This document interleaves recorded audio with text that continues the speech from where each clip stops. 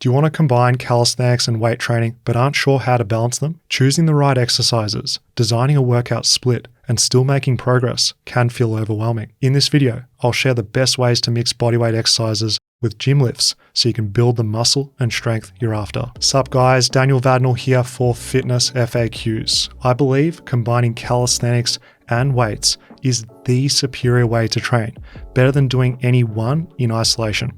Here's how to get the best of both worlds.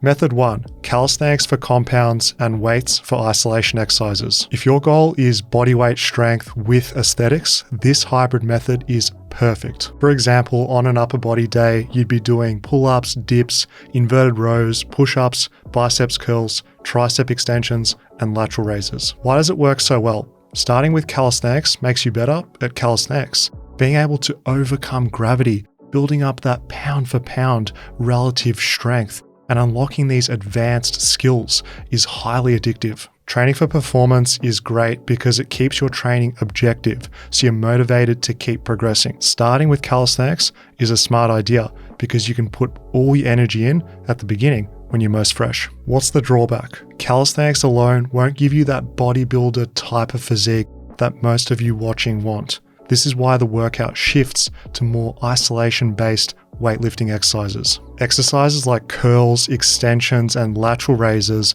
target those missing muscles that don't get effectively targeted with bodyweight exercise. The result of this combo is it lets you hit those smaller muscles, giving them that extra stimulus that they need, without just spamming more pull-ups and dips and the fatigue that comes from that. Honestly, it's just more fun. When you pair bodyweight with bodybuilding, you're going to have the strength, the performance, but also that pump that just makes you hungry to come back and train again and again. You're going to leave the gym both feeling stronger and looking bigger, which is an addictive combo. Method 2, alternating calisthenics and weights in the same workout. If your main goal is bodybuilding and you're not concerned with maxing out strength on one specific lift, this method is for you. For example, an upper body day would be pull-ups, overhead press, dips, chest supported rows, and finishing with isolations. The biggest selling point of hybrid training is exercise variety.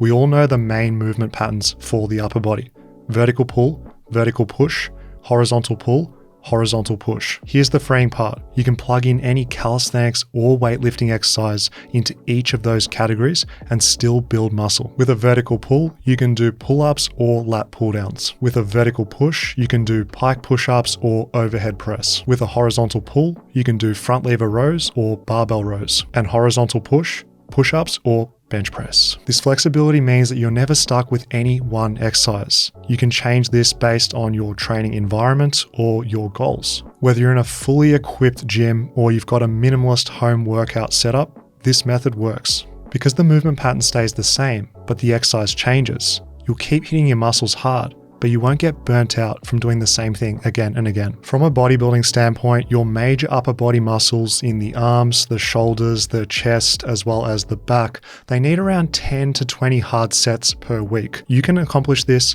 by mixing calisthenics and weights, compound and isolation to do so. For chest, you could do dips plus incline bench and flies. For back, weighted pull-ups, rows, and cable pullovers. For shoulders, handstand push-ups and lateral raises. For triceps, close grip bench press, diamond push-ups, and tricep extensions. For biceps, heavy weighted chin-ups and incline curls for the girls. By mixing closed chain calisthenics with open chain weights, you're hitting the muscle from a variety of angles and strength curves, something that each of them can't do alone. Once you understand it's just about hitting the major movement patterns, you're free to structure your workout however you want. And with endless options, barbell, dumbbell, bodyweight, cable, machine, rings, you'll never run out of ways to train. Method 3. Calisthenics upper body, weights lower body. We don't skip leg day or be dogmatic here at Fitness FAQs. Doing only calisthenics limits your options. It's a smart idea to hit the gym on leg day so you can use barbells and machines to unlock your full potential. A simple but effective leg day would include squats, Romanian deadlifts, leg curls, leg extensions, and calf raises. In calisthenics, you typically have two groups: those who skip legs entirely or those who embrace weights for their lower body. The calisthenics bros, they end up with an impressive upper body, but an unbalanced physique, while the calisthenics and weights group builds complete aesthetics from top to bottom. Choosing to do weights at the gym doesn't make you less calisthenics. It just means you're using the best tool to get the job done. Have you ever wondered why bodyweight leg training only gets you so far? Here's why. Progression stalls once you've mastered pistol squats, shrimp squats, Nordic curls, and step-ups. Adding any meaningful overload becomes awkward and slow. Past a certain point, the work shifts from strength to more endurance. The workouts feel more like a cardio session than a high-intensity muscle-building workout. Sessions can feel really time efficient as you chase endless reps to get anywhere near close to muscular failure, and you have to do a ton of sets to get the job done. The problem with many calisthenics lower body moves is balance limits how intense they can be. Single leg exercise demands so much technique, coordination, and balance, where your ability to balance becomes the limiting factor, not muscular fatigue. Real talk, fellas, for legs, anyone that wants to get any meaningful athleticism, explosive power, or strength needs added resistance and added load to grow. Surprise, surprise, this is where your classic gym-based weightlifting routine shines for legs. Barbells and dumbbells give you all the mechanical tension you'll need by going as heavy as your body can handle. A lifetime of progressive overload on key compounds is possible on things like squats,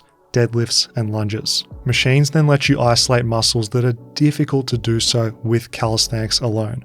Things like the rectus femoris, that middle quad muscle that you can hit on a leg extension, or the biceps femoris of the hamstrings on a leg curl. Moreover, what about the spinal erectors on the posterior chain? You see, your pull-ups and rows are great for hitting the upper back, but that lower back, those muscles there, they need some direct love. This is where your hinge-based exercises like 45-degree back extensions or Romanian deadlifts plug the gaps of what's missing. Beyond muscle targeting, weights are simply more efficient for hitting your legs. It's far more straightforward to just load up a really heavy bilateral squat compared to doing endless reps of a unilateral pistol squat or doing progressions. This direct mechanical tension that you're really only going to get from lifting heavy weights is a key driver for strength and size. While bodyweight compounds and isolations can be effectively targeted with just calisthenics, the lower body, it really does need that external load.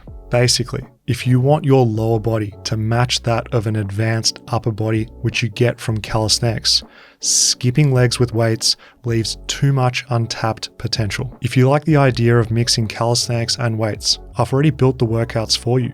Get your hybrid program at fitnessfaqs.com. Method number 4, start with weights, follow with calisthenics. Finish with isolations. If your goal is to build strength with weights while adding a calisthenics bonus with bodybuilding, this hybrid style is for you. A push day would look like a overhead press, incline bench press, dips, push-ups, with some optional isolations to follow. A solid pull day would be a barbell row, lat pull down, chin-ups, pullovers, and optional sprinkling in some isolation for those pull muscles. Here's why lifting before calisthenics works so well. Starting with barbells, dumbbells, or machines lets you prioritize heavy progressive overload. By building up your numbers on the overhead press, bench press, lat pull down, and rows, it lays this foundation which everything else rests on. Plus, the advantage here is all of that heavy work, it pre-fatigues the prime mover muscles. This means when you transition to calisthenics later in your workout, even just your body weight is going to be challenging enough for the hypertrophy rep range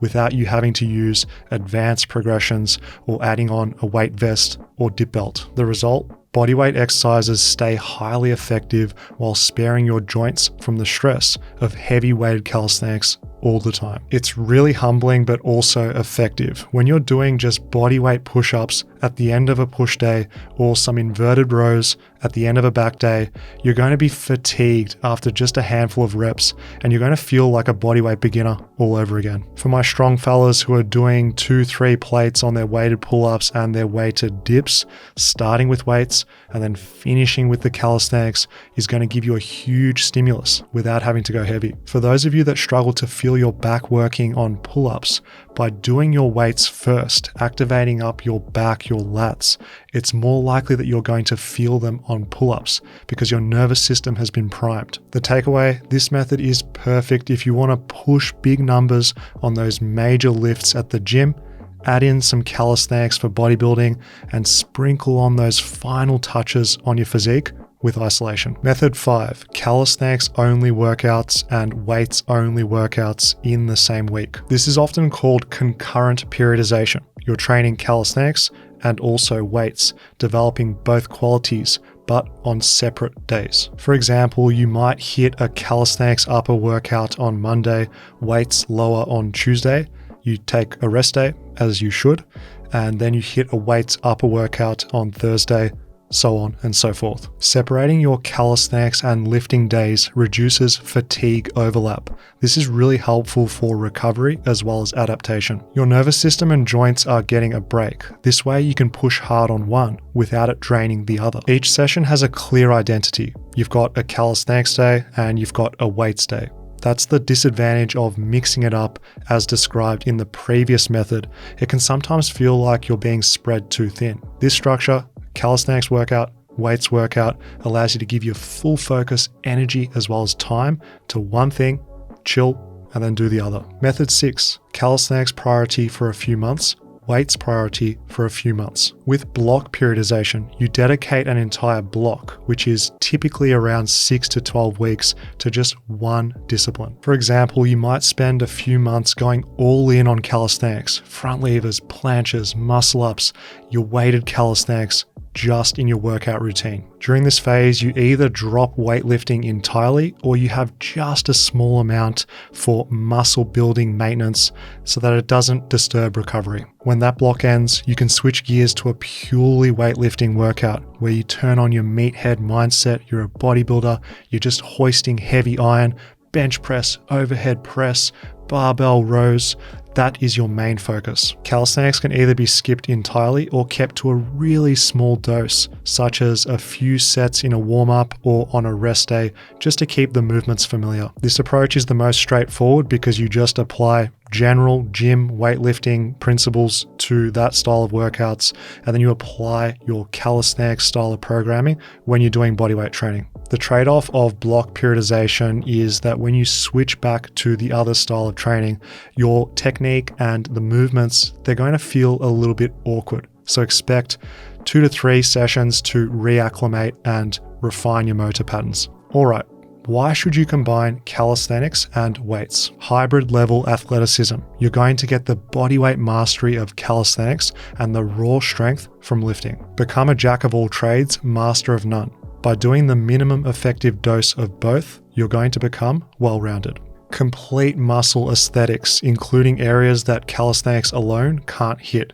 Legs, spinal erectors, arms, as well as shoulders. Aesthetic physique development. You're going to build balanced proportions from head to toe so that you look like a natural bodybuilder. When mixing calisthenics and weights, you're getting smarter fatigue management. Because you're rotating through exercise variations, you're getting an effective stimulus without burning out. There's endless novelty. You've got countless exercise variations to choose from to hit every major movement and muscle. Progressive overload through different means. Barbell, dumbbell, body weight, cable, machine, and rings. Joint-friendly longevity is built in because your connective tissues and your tendons are getting stressed in different ways with open chain weightlifting and closed chain calisthenics. You're going to stay strong for life. Lifelong PRs, baby. Because you've got so many different lifts and exercises to progress with, you've got isolations and compounds coming out of your ears. It's sustainable and fun. Most importantly, you've got all of these different exercises.